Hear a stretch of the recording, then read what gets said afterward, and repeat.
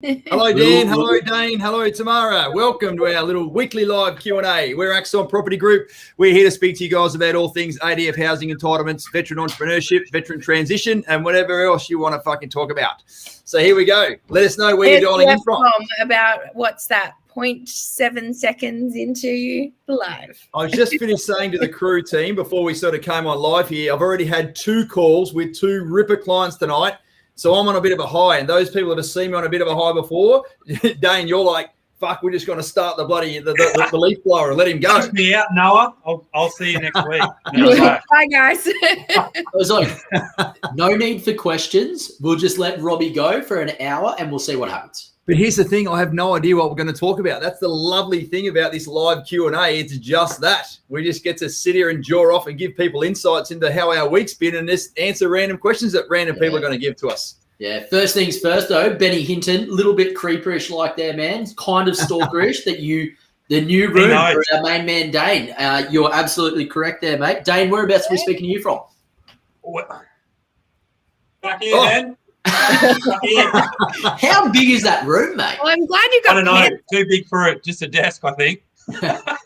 Well, as you remember last week, ladies and gents, I gave you a massive shout out, Dane, that you're now living in your own brand new home down here on the Goldie, mate. So how does it feel? Give us insights into how you feel as Axon's latest homeowner. Well, it's funny that you said that. Well, elated, to be honest. Fucking hated the move, every bit of it. I missed toll. I took them for granted for 10 years, that's for sure. Everyone hates toll until they don't have toll. Absolutely. Let's write that down as a quote. I miss toll. Like, how many people in the military would say that? I no longer hate DHA. All that stuff. I don't care. I won't put the picture hooks up, mate. I don't give a fuck. It's cheap rent.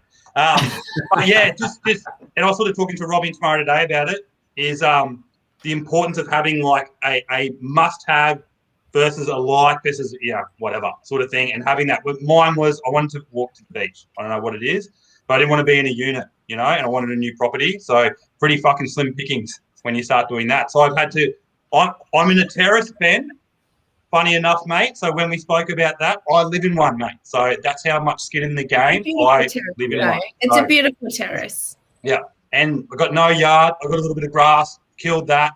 Going to throw some fake turf on top of it, like I gave my mower away, which is the greatest feeling ever. I didn't even want any money for it. I said to my mate, you can take the fuel canister, mate. I don't want to ever see it again ever in my life. So a lot of those things have been checked. Have you seriously killed your lawn in the 4 days? There's a little patch of it down there. I'll round up to all that. So don't want it. So I know what I want out of my life, and it's definitely not mowing the lawn all weekend. Can we come back to that in a second? I just wanted to acknowledge the people in the room. So we've got Sammy Wynn, Benny Hinton, Kent Herman, of course, Beck Hinton's in as well, Tony Evans, Michaela, etc., etc. And so that's 5 or 6, and they've got 22 people watching. So the other 14 of you out there that are fucking saying zero, hi. From me to you, hi. Say hi in the chat box. I'd love to know where you're listening in from.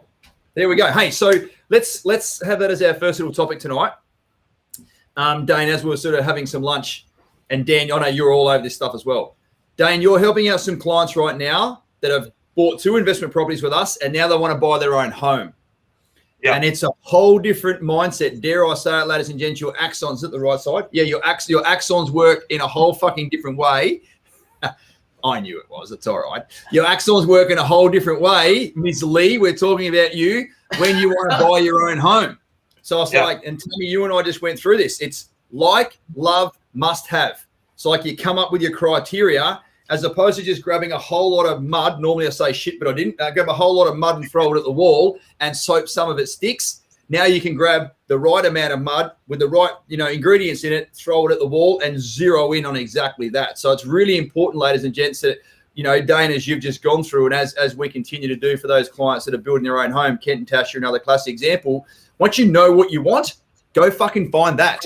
If you're just trying to find something in a generic area, you're never going to find anything. Yeah? Over to you, mate. What are your thoughts on that?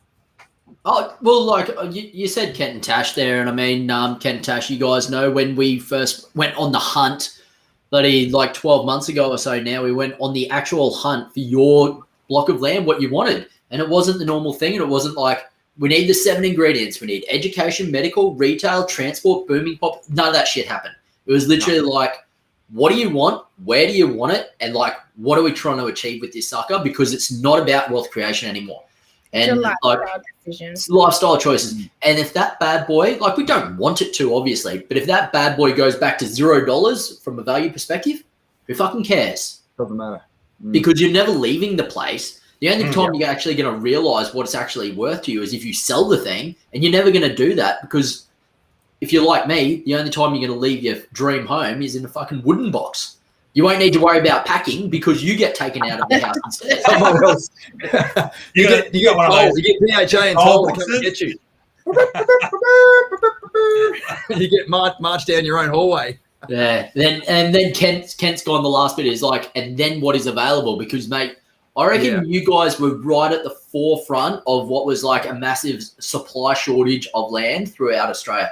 You were right at the very leading edge of home builder and being able to get that from a process perspective. So I'll tell you what, if we went and tried to do that with you guys now, it would not happen. So you jumped right exactly the right time from there. A massive waiting list. Yeah. You know, Tammy, you and I went through that same activity, didn't we? You're like, what? I didn't create the spreadsheet. You did, of course. You're the spreadsheet king. You're the details person in our relationship.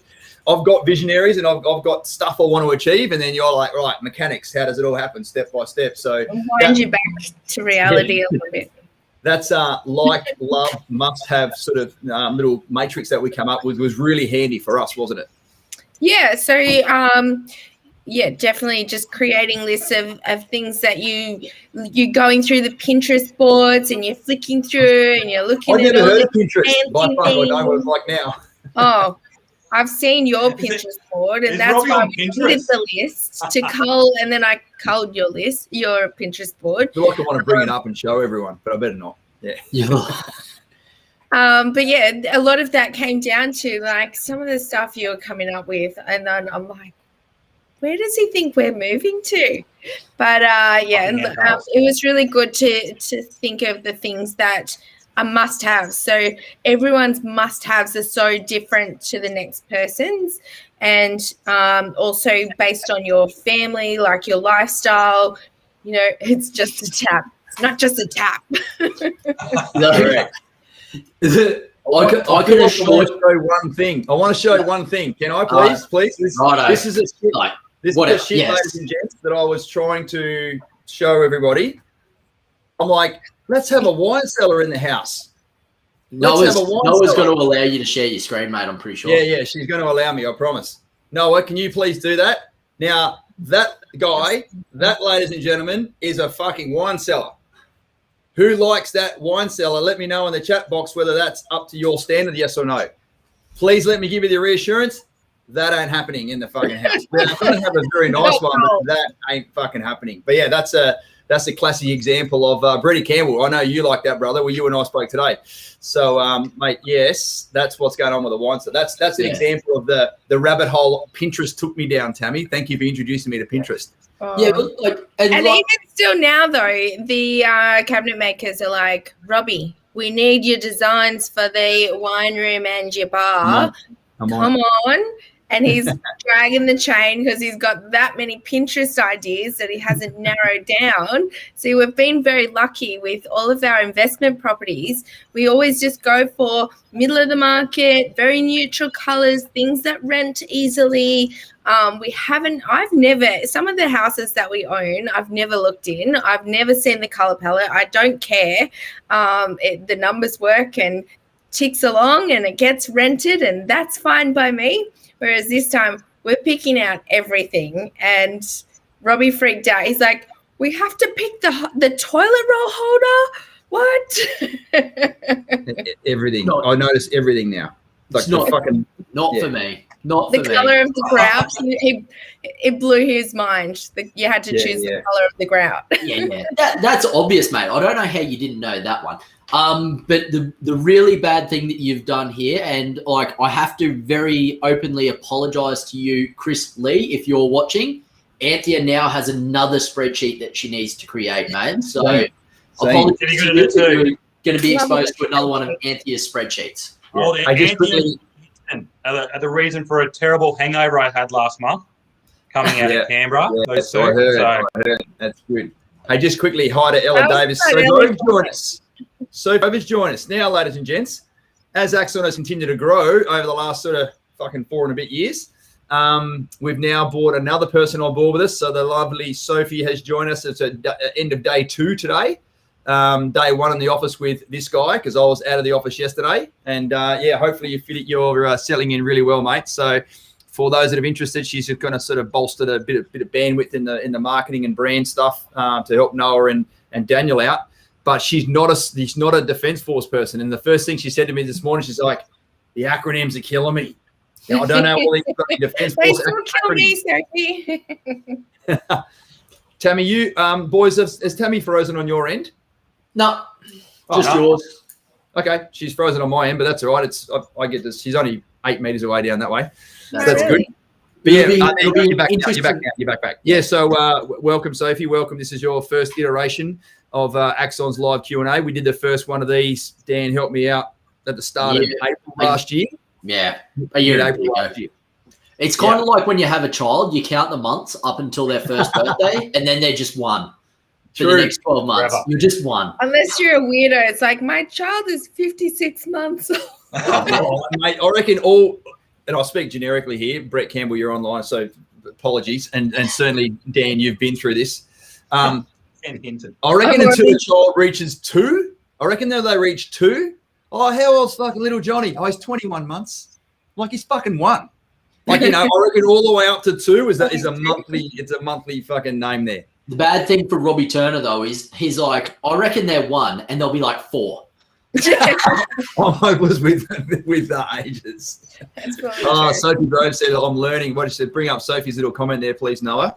I'm learning them. I'm learning them, guys. My cheat sheet is coming along. Yeah, absolutely. The whole military world from an acronym perspective. So acronyms have 2 reasons. It's for clarity and brevity.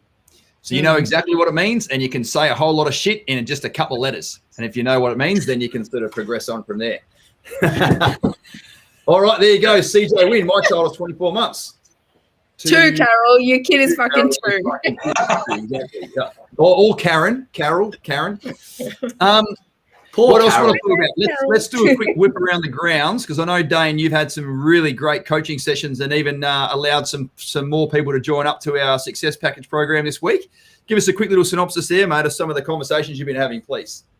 I had a good one. I know Dan wants to touch on it today, which is ironic because we were talking about it 2 days ago. I was talking to a young couple who took up the Success Package today. Lovely, absolutely lovely. And they said, oh, what would you think about, purchasing the property in a trust, ironically, Dan, even though you and I were shooting the shit about that 24 hours. Yeah, see you, mate. Righto. See you, mate. Yeah, and they're like, oh, and I'm like, let's explore that because I love hearing it because I have a theory that a lot of people just like to say the word trust, to be honest. And they're like, it's oh, the sexy, mate. It's the sexy, sexy, way mate. of It's not trust. No one can touch it. I said, Stupid because, way of life, probably. yeah. And then, Robbie. Yeah, to put it frank, mate. It's like, okay, I'm leaving now A lot too. of people don't understand what a trust actually is and the work that goes into maintaining a trust. I think people like the thought and the Yes. idea of a trust. And they But get no. fed a lot of bullshit Just online. before you continue on, Dane, let me just reiterate, ladies and gents, we're going to start talking about trusts here. This is our opinion about what has worked or hasn't worked based on our experience. We're not providing anyone financial advice. So I want to be crystal clear about that, please. That's now on Roger. record. Go ahead, mate. Roger that. Yeah, so I sort of just said, well, what do you think the benefits of it? And they were like, oh, well, if something happens, the tenant does something and they try to sue me or anything like that. So, well, your insurances, mate, is what you're doing that. And then they're like, oh, okay. And I said, what else? Oh, is it the flexibility? I said, well, first of all, it's a different structure. So all those tax benefits for your fixtures and fittings, you can kick them out the door because they ain't going to go to you because you don't technically own it. You're not the owner. And I said, in the end, and like Robbie said, this is not financial advice. I said, if you're the trustee of that trust, the argument is made that you still own, you are controlling it. So you out of it there. So I don't see the benefit of it. Like if you want to get the cash flow, you need to own it yourself. So it's just good that it drove up and it made me think, Dan, because we were sort of talking about it the other day. A lot of people who want to own stuff in other structures but don't really know the benefits why they do. I think it's just stuff they read and think it sounds good. The other thing is getting lending for it because it's a different structure as well. Like what's its cash revenue coming in at? Like, yeah, all that sort of stuff, Robbie. So I just said, look, it's a can of worms, and it's for a different time and place. I said, not when you're just kicking off your.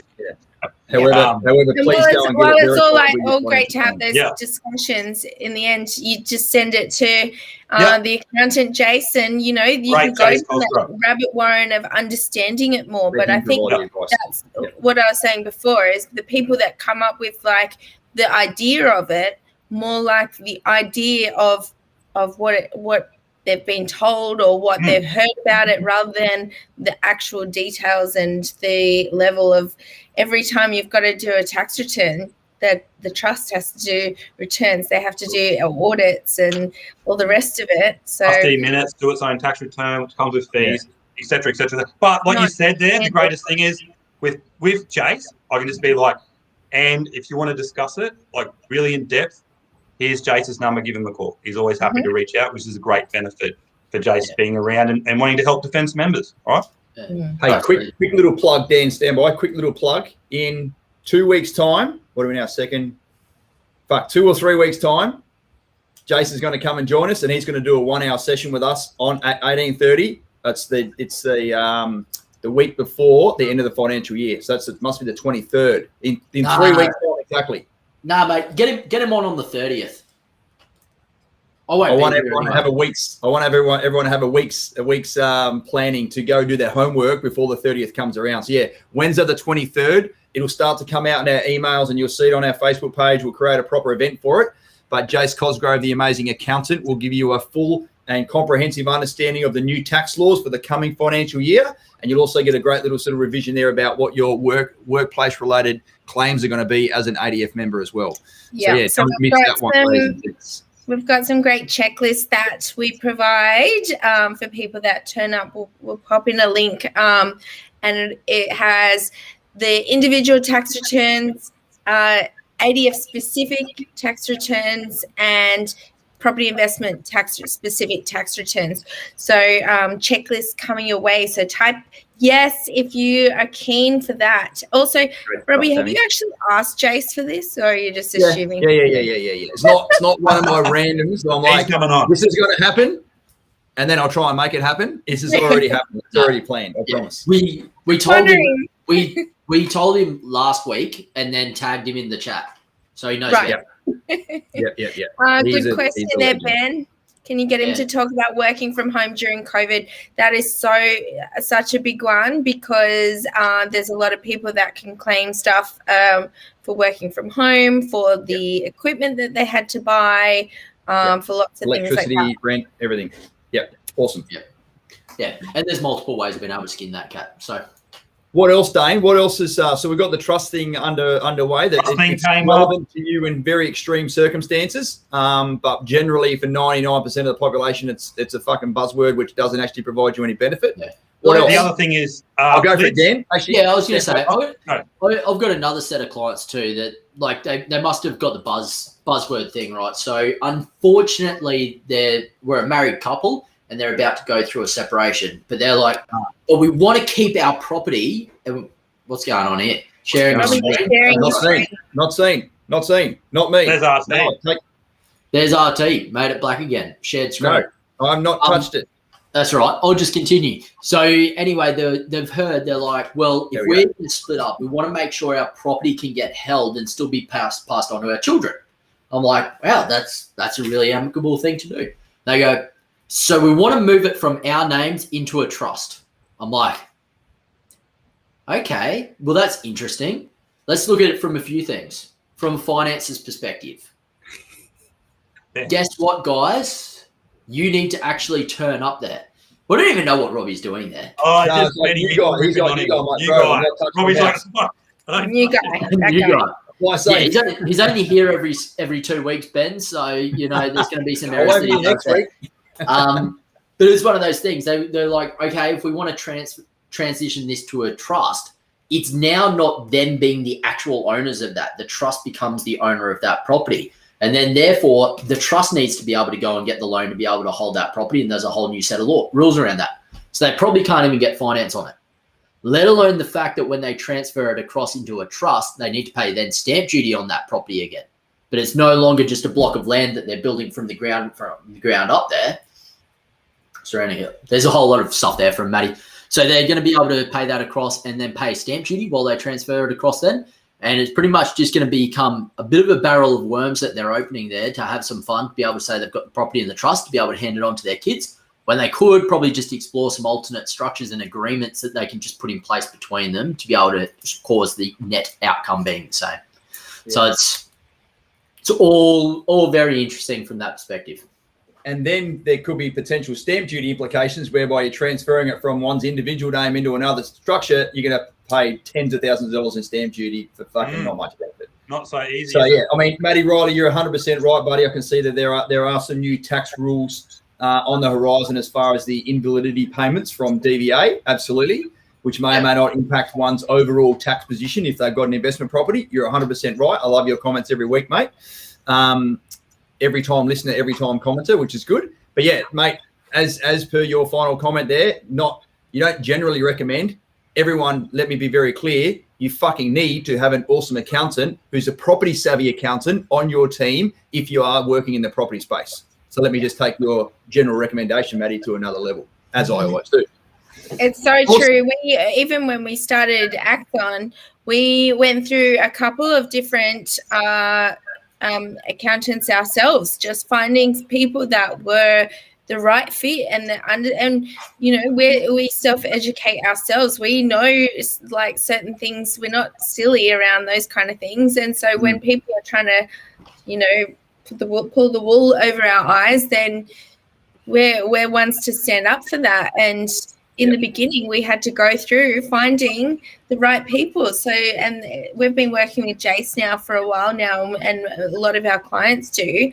But that's because we put that skin in the game, and we trust him, not just with our company stuff, with our personal, our property stuff, self-managed super fund, and just that's so important to not just go for an accountant. Don't go like finding your H&R Block or whatever it is.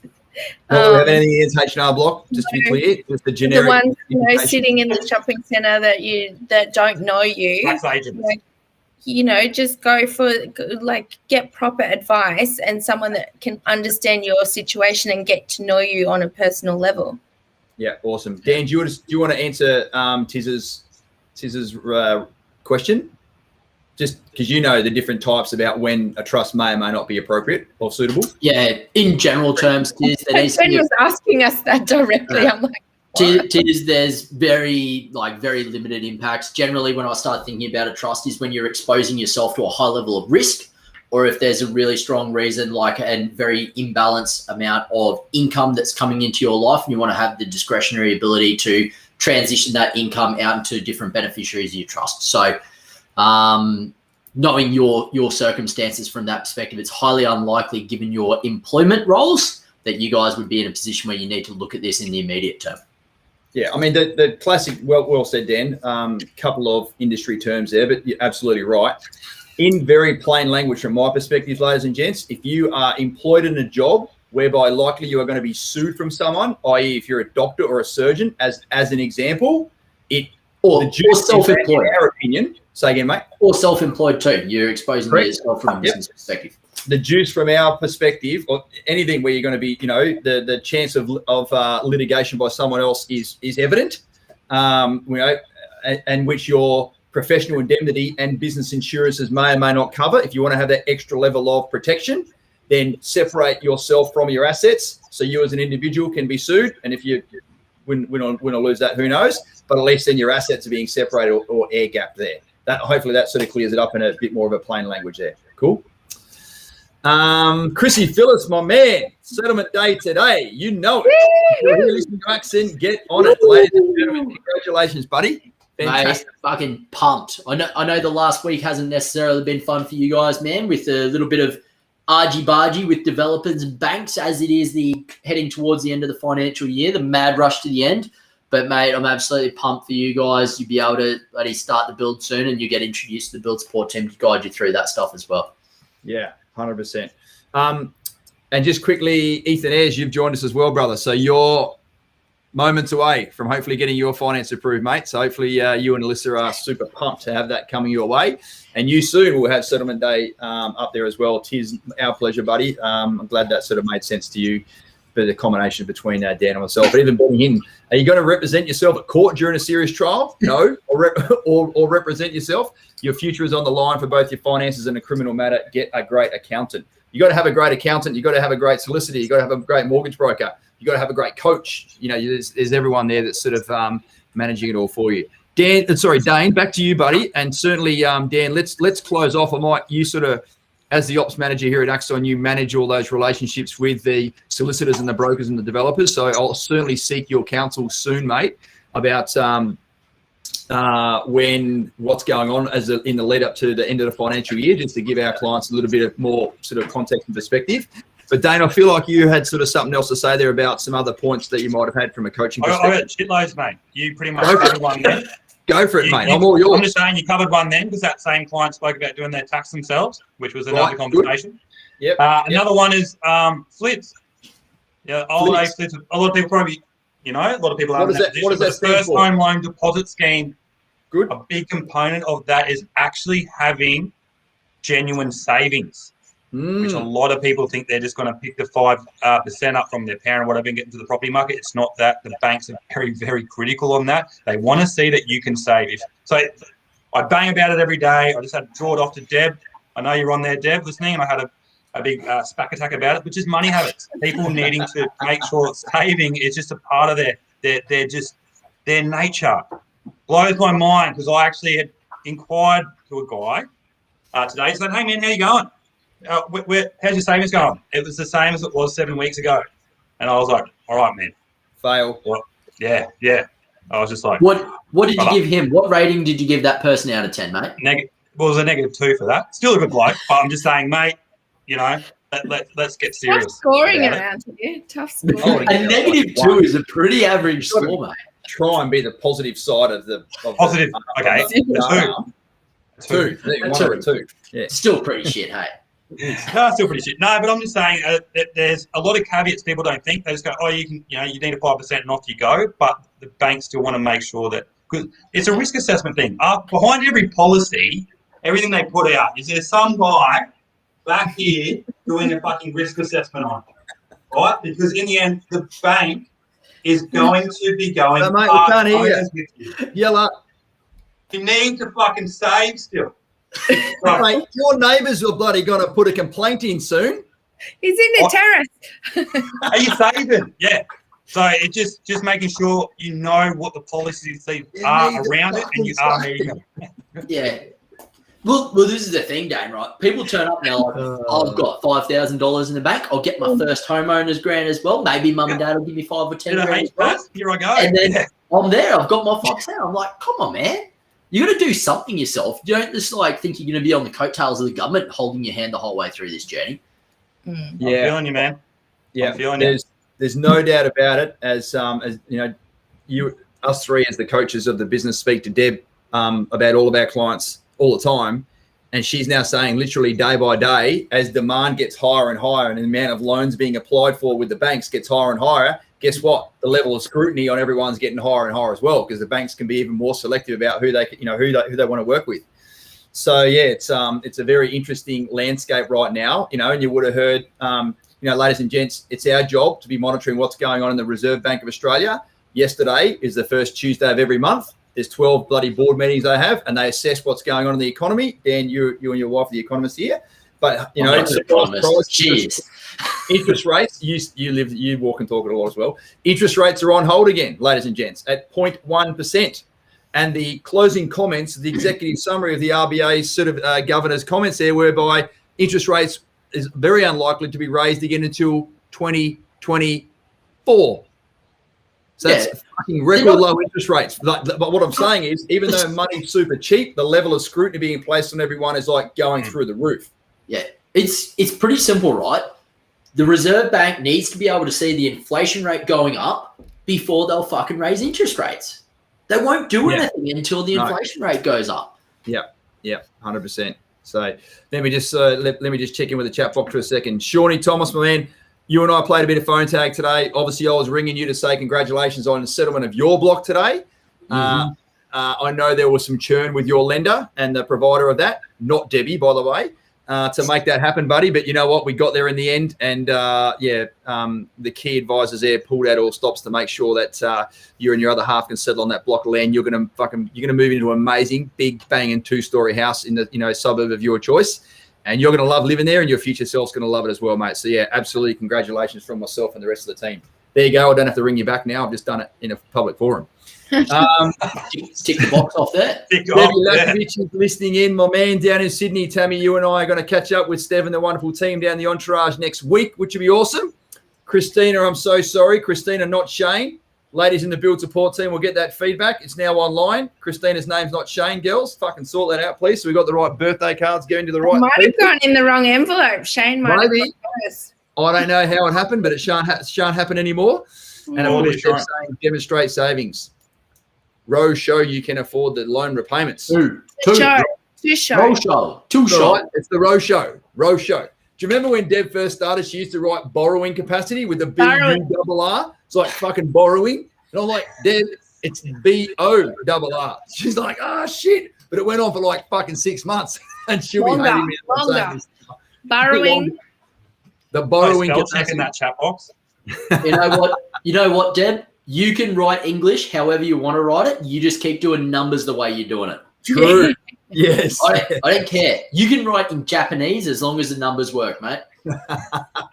Maybe not Japanese. Like, whatever. I mean, don't care. I'd be happy with the left-handed Swahili, so I can understand when I'm on the piss. And RT, you are dead to me. Sorry, hon. Sorry. I can read you. That's me. That's this guy. That guy. Dan, over to you, brother. What's complaints are going to be coming thick and fast for you tomorrow, mate. What do you want to know about? What do you want to talk about? I was just saying there quickly. Noah said, "Oh no, English can be hard." Yes, it absolutely can be hard. As our go for Cam. She did her English exams for her sponsorship on Monday. So fingers crossed you pass, girl. Fingers crossed. You are a superstar, Noah. You're our executive producer here tonight and have been since fucking whenever you started, 9 months or so ago. I can't remember kids' birthdays, Dan, but I generally remember when our team members come and go. But yeah, hopefully your English test, you used good England during the test. Well, we have certainly tested her over that period of time to understand our broken English, put it that way. Or our fragmented English. Some Aussie slang around you lot. Look at that. Right on the second, 1903 in 2 seconds. Anthea Lee, you got this, Noah. Benny Hinton, go get him, Noah. Like literally to the second. What do we call there? Snap. Love it. Insane. It came up as a double tap. I'm like, fuck, that was quick. But yeah, right to the second. What else we want to talk about? Dane, anything else of value? Anything else of value? Anything else of value? There's plenty, mate. But I'm going to throw over, Ross. I'll do the whole session myself. What about Dan? Fine with me, mate. No, I'm good, man. I'm good. I've said my piece. You've done some amazing coaching sessions this week. So, it's that first and second coaching session where we get to, the client gets to know us. We get to know them. We literally, diagnose their circumstances, like peeling back the onion layer and, really go narrow and deep into how we can move them from here to there. I use this little analogy, ladies and gents. It's like staircase. You're at the bottom rung and you want to get to the top rung. That's, be that moving in your own home or building your first investment property that someone else moves into. But there's a big gap between the two. So most people come to us and they know where they are. They know where they're going to get to, but they don't know how to get there. So there's a staircase. They don't know how many steps are in the staircase. They don't know whether the staircase is concrete or wood or aluminium. They don't know how big the gaps are in between the stairs. They don't even know whether there's a fucking rail that goes up there. So we effectively build that staircase for them through the coaching program. So there's my little analogy. It's a bit of a dad joke, but hopefully it resonates with most people. Staircase. The staircase. Maybe we should change it on our website. Book your staircase session. That's a joke. No, don't do that. That's a joke. That's a joke as well. She's like, let's not do that tonight. Let's wait until tomorrow and we'll all come up to an agreement of what we're actually going to call it. What are we doing tomorrow? Let's talk about that quick. Let's do a little tangent. Dan checks his calendar. I know we're going to fucking Top Golf. We're going to Top Golf. We're going to go and have some beers. We're doing a bit of team bonding tomorrow. So we've got Sophie that has joined us. We've also last week was Renee has joined us back from. She's rejoined the Axon team. So yes, we're doing some team bonding, and we're off to Top Golf to see who can play golf. Nice. It's going to be good. It's going to, couple of beers, couple of wingdings, etc. So we'll see how we go there. It should be good. Are any of our Axon family type, are you guys good at golf? Is there any good golfers in there? Yeah. Did you know? Let us know. Tammy, do you just want to inform our community about the event that we're the major sponsor of, please? Yes. So in July, we are the major sponsor. And Noah, can you get the date for me? We are the major sponsor for the Soldier On Vet Am. We don't play golf in Brazil. 12th of July it is. 12th of July, we're going to be in the Royal Brisbane Golf Course, and we'll have a bunch of teams available. And we'll be, the major sponsor supporting Soldier On what they do. So they do some great work around veteran mental health. They've got a great Pathways program that we're a part of, which is really committing to hiring veterans in the workforce after defence. And so they're doing some amazing work. So this is us giving back. We're taking up the major sponsor role, and we're really excited. So, can I break, Tammy? Hey, Noah, can you get rid of that peanut that keeps commenting, please, mate? Just block and delete that. Yeah. Knucklehead. Yeah. We don't Sorry, play that game. We don't play that game. Blocked. See you later. Bye. Yeah. Catch it, Felicia. Continue tomorrow. So basically we're taking everyone to Top Golf as a little bit of a test to see who we should take, to see if we've got any real golf ninjas. But I would love, to see if there's anyone that would comment that. Is that why we're going to Top Golf? Yeah, secret. Oh, really? I noticed that right Robbie's got his calendar blocked out after that. That's why I'm a bit like, and he's like, I'll have a beer. I was like, oh, here we go. Damn it. Makes him play better. That'd be all good. I've already gone ahead and recruited one of our Axon family, broader Axon family, one of our awesome clients. I had lunch with him and his other half today, and he's like, I'll get back down the range and I'll hit a bucket of balls and see how I'm feeling. But he doesn't have a choice. He is going to be here and he's going to play with us as well. So if you're handicapper, what's his handicap? He would have, he was back in the day, and it's put it this way: you don't go backwards that far.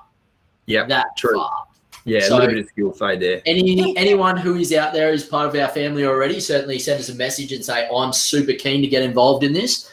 And I was speaking with him today. Send a video of your golf swing. Yeah, you got to send a video of the drive. We want to win, right? They did ask us to send in everyone's handicap, and I was like, fuck. I was like, you're not getting the sticker that I put in my car. Then I said, do we need to have handicaps? And then they said, oh, if you don't have one, I think we're putting everyone as 15. I'm like, that'll do. Fuck, yeah. 15 is 15. 15 is like you can hit it past the ladies off the tee every time without fail. Confidently, too. All right. Confidently. Yes. Look at that. Oh. Hey, just Ambrose, I can putt. It's fine. You can putt. Dan Kaepernick's joined us as well. Mate, congrats on getting your finance approved recently. And I was just checking out there. You're due to settle on your amazing block, mate. Your first investment property with us on the 18th of June. James Wilkinson, we're all veterans. We're all handicapped. Yes, my friend, we are in some way, shape, or form. Some more than others, but that's okay. There you go, all Daniel Kaepernick. If the course bends around to the right, he's not bad. The big slice of root. Awesome, brother. I'm looking forward to catching up with you soon. Just point that way, mate. You'll be fine. Yep. Aim out to the left. It makes the slice even fucking worse. Dan, can you give us a little 10-minute synopsis, mate, of what's going on in the lead up to end of the financial year, and as you sort of enter your 4th birthday here at Axon, this ain't the first time you and I have seen this. So just sort of give everyone a bit of broad awareness about what happens at the end of the financial year, mate, please. Mate, I don't need 10 minutes. I need 10 seconds to say that developers are being peanuts. So it's, as we race towards the end of the financial year, obviously, like everyone knows it, like you get the end of financial year sales, you get this, you get that, you get that. Everything aligns with the end of the financial year. And the reason why is people are trying to close off their financial books. Every big business out there is just kind of close off the books at the end of the year. And they want those books to look as good as they possibly can. Whether they're a publicly listed company or not, they need to be able to demonstrate their buoyancy at that point in time, because it's like the real line in the sand for those people. So it just results in almost like an entire month of just mayhem. And it's not normally the last week in June. It normally peters off in the last week in June. But the last week in May through to the second last week in June, developers get out there, and when you ask them for a finance extension, they go, you can have a 2-day finance extension, as if it's going to change anything from a finance application phase.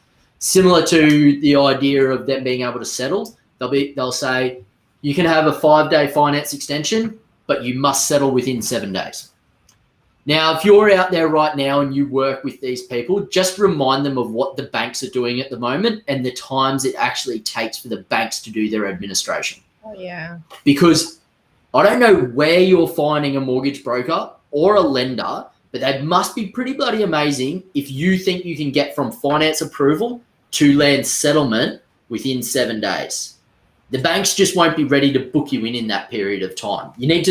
You get your approval, you sign your mortgage documents, then they need to be imaged, then they need to actually be ready to book and get all parties coordinated from that perspective. That shit does not happen in 7 days, and nor do the banks at the moment skip to the beat of anyone else's drum apart from their own, because they are being very, very happy in a very financially stable position when there's so much business out there at the moment. So they're not going to be listening to the developers too closely either. Yeah. And also, Shay was talking about, there are still developers out there that aren't doing digital contracts, that are still doing PEXA settlements. They're still doing paper stuff. And so it's taking her so much longer to do settlements as well. So, there's nothing. Yeah. Yeah. I was speaking to a young gentleman the other day who used to go to the hard copy settlements, right? And he reckons it's just chaos, because one side of the party turns up with this check that's written, right? So they go down, they get the check written in the morning, and the solicitor takes it across there. And then on the other side of the room, there's the other side of the solicitor, the other side of the party going okay, this matters up. And they walk over, they exchange this, they do the paperwork. And then it's like a conveyor belt of all of these people, just walking in and out and in and out and in and out. It's absolutely insane. I can't believe anyone would want to do that over just being able to do it electronically. Yeah. Yeah. The thing that makes me laugh, and it's not a laughing matter if this, happens to anyone, is that, they're like, all right, yes, we'll give you the finance date to this point here, but if you can't achieve your finance date, we're going to, terminate the contracts and the matter will be at an end. And that's the 15th of June. And we're like, well, hey, champ, that's fucking counterproductive, because you're now just going to terminate a contract which has been on foot since February, March, which is when people took the EOIs off, and now they've been developing all the land to get to the end of financial year. And you want to make sure that you get as many settlements in by the end of the year.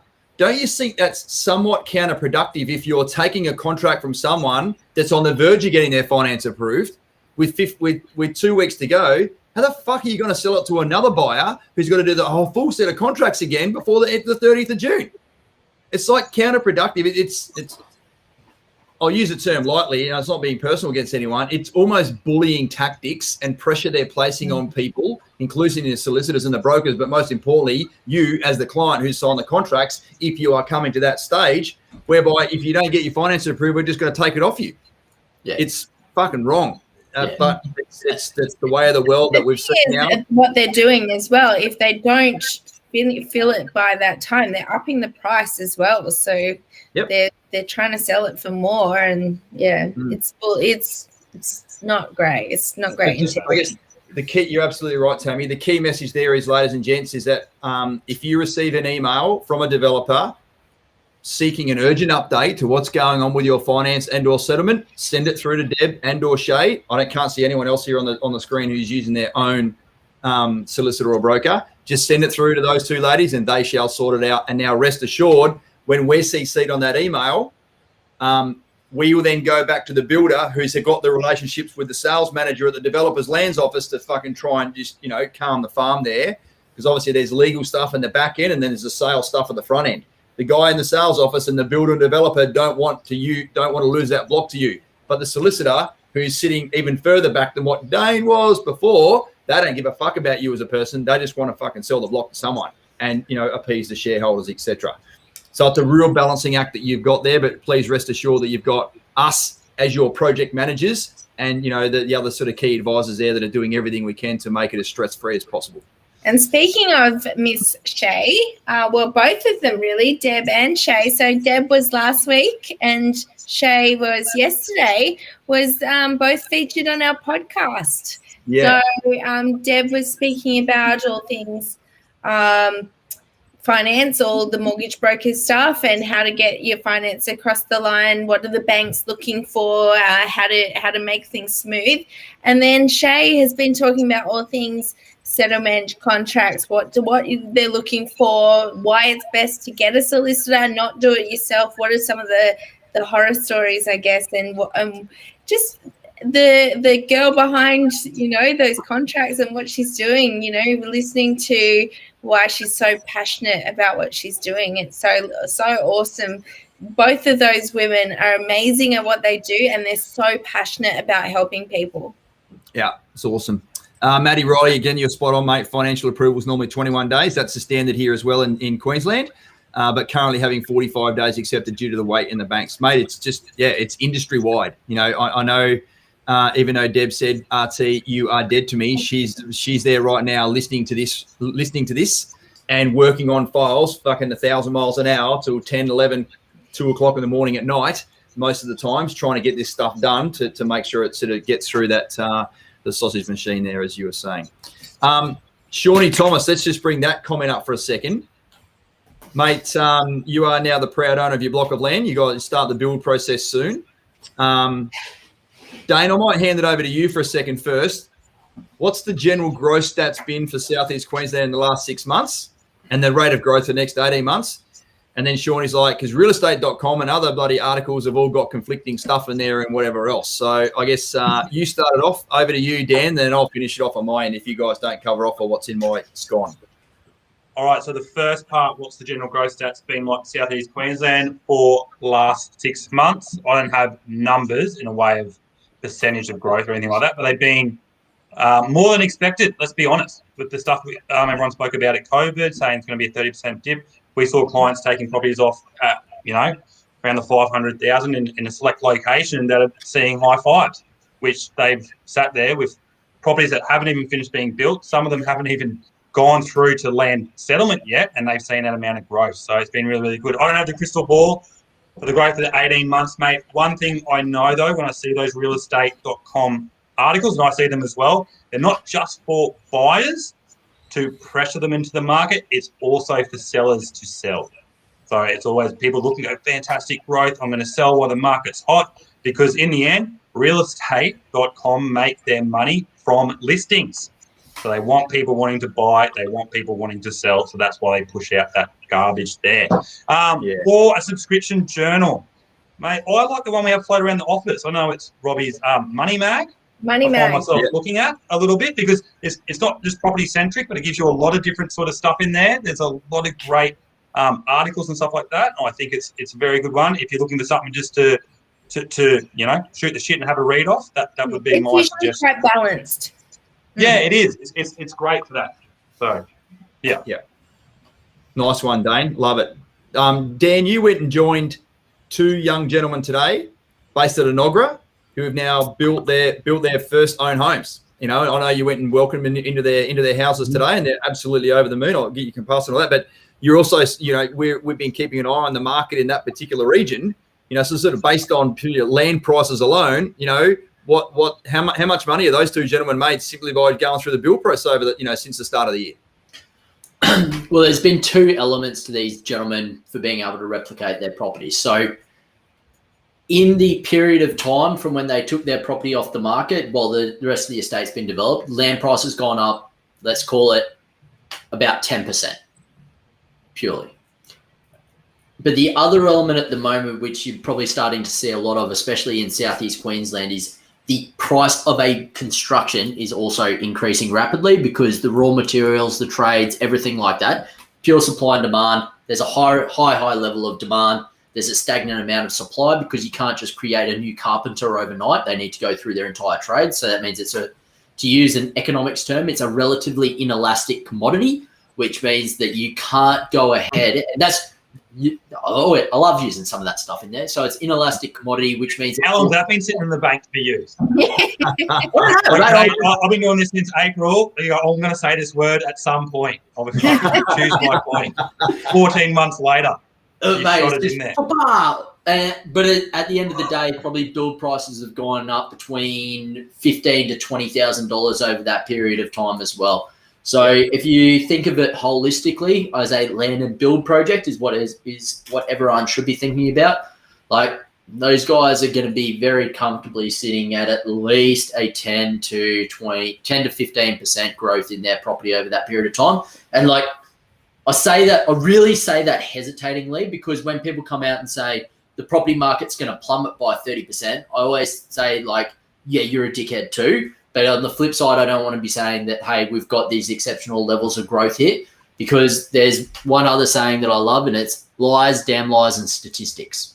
Anyone can make up statistics to suit whatever narrative they want to be able to do. And obviously my narrative is like my clients have had a really great successful acquisition of a property there that they're going to live in for the next 6 to 12 months, post out of Brisbane, the door's going to hit them on the arse on the way out, and they're going to have your DOHAS return, rent return, and tax return working for them.